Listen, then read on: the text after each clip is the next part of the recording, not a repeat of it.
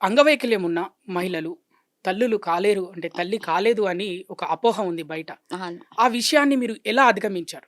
Actually ఇదొక knowledge హ్మ్. And దీంట్లో కొంచెం మెడికల్ రిలేటెడ్ కూడా ఉంది. అవగాహన రాహిత్యం వల్లే చాలామంది అలా ఫీల్ అవుతారు. వాళ్ళకి ముందు ఫస్ట్ ఆఫ్ ఆల్ ఇదొక డిసీజ్, పోలియో అనేది ఒక డిసీజ్.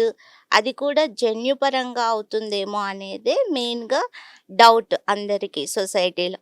కానీ ఇది డిసీజ్ కాదు. లైక్ కరోనా ఇప్పుడెలా ఉందో పోలియో కూడా అంతే. ఇదొక వైరస్ వల్ల ఎఫెక్ట్ అయ్యింది బాడీ అంతే.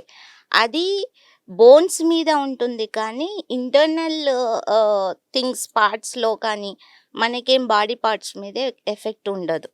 అది ఫస్ట్ ఆఫ్ ఆల్ అవేర్‌నెస్ లేదు మనకి. హ్మ్. పోలియో అంటే ఆ రోజు చుక్కలేయించాలి లేకపోతే పోలియో వస్తది.